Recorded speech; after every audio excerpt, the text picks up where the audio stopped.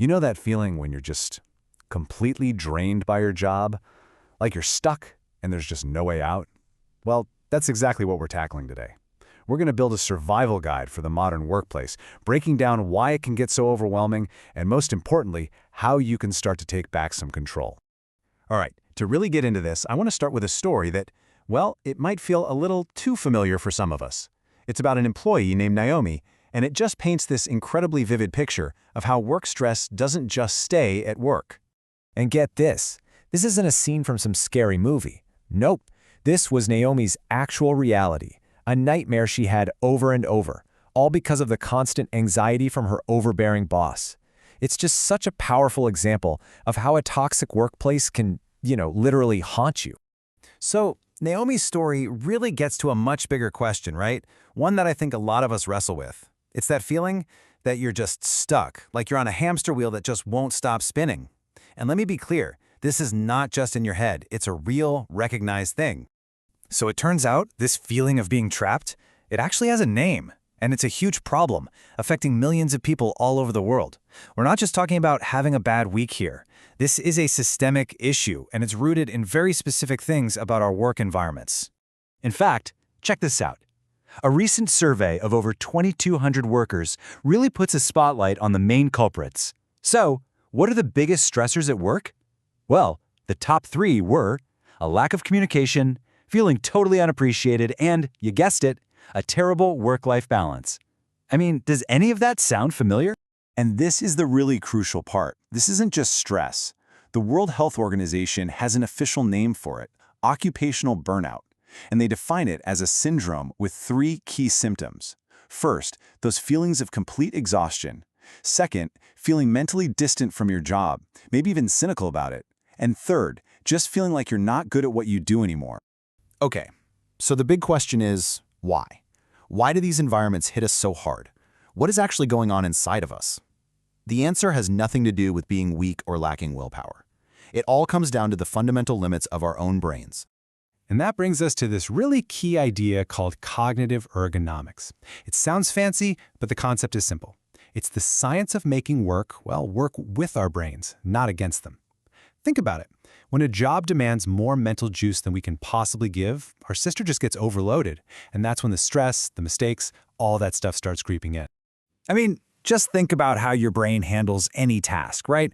From reading a simple email to analyzing a bunch of data, it all follows this path. First, you take in the information. Then, you focus your attention on it. After that, you hold it in your short-term memory to actually work with it. And finally, you store it away. But here's the kicker. That whole process is surprisingly fragile. And this is a perfect way to see it in action. On one side, you've got what's called a cognitively hostile environment. You know what I'm talking about. Confusing software, instructions that make no sense. It forces your brain into overdrive, burning up your attention and memory just to do something simple. And what's the result? Frustration, exhaustion. But on the other side, a cognitively friendly design is just easy. It's intuitive. It works with your brain. Okay, so how does this whole cognitive load thing show up in our day-to-day lives at work? Well, one of the biggest drains on our mental batteries is workplace conflict. Think about it. Vague emails, arguments that never get resolved. These things aren't just annoying. They are incredibly taxing on our brains. But what if, instead of just reacting with our emotions, we could actually be strategic about it? Well, there's an amazing tool for this called the Thomas Kilmann model. It's basically a compass that helps you navigate disagreements. It's all based on 2 things: how assertive you want to be about your own needs and how cooperative you want to be with the other person. And this model lays out 5 different ways to handle things. Now, there's no single best way. It all depends on the situation. For instance, if you need a super quick, decisive action, competing might be the way to go. But if you're tackling a really complex problem, collaborating is probably your best bet to find a win-win solution. The real power here is knowing you have options so you can choose how to respond instead of just reacting. All right, so we've kind of diagnosed the problem, and we've got some tools in our belt to understand it better. Now, let's put it all together.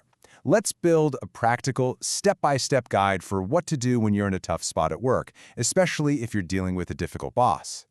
Okay, first up, and this is the foundation for everything else. You have to establish clear boundaries. Seriously, every time you say yes to some crazy deadline or take on way more than you can handle, you're just cranking up that cognitive load on yourself. Learning to say no, or at least not right now, isn't about being difficult. It's a survival strategy. It all starts with having a really honest chat about what's actually possible. All right, step 2. This one can be tough.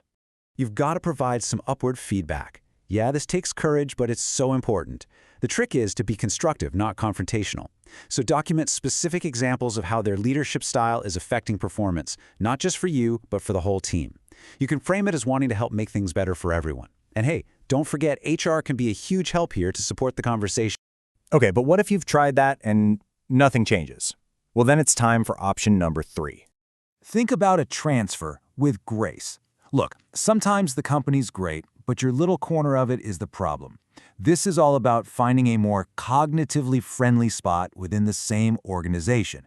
So, start networking, talk to people in other departments.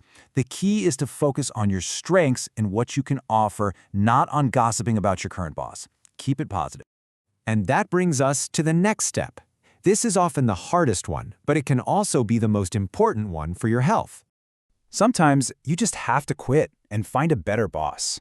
If your job is messing with your health, your sleep, your life, it's time to leave. Period. No job is worth that.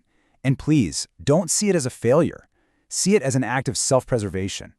It is the ultimate boundary you can set. And finally, number 5. No matter what you decide to do, please remember this. Reach out for help. Seriously, no one is an island. You don't have to go through this alone. Talk to a coach, a mentor, a therapist, someone who can give you that outside perspective. They can help you figure out your options and just help you take care of yourself. That support system is absolutely crucial. So there you have it. We started with Naomi's nightmare, that feeling of being trapped, and now we have a real, concrete action plan. The whole journey from feeling stuck to feeling empowered, it really does start with one single small step. So I'll leave you with this question. After hearing all this, what is one boundary you can set tomorrow to make your work life just a little bit better?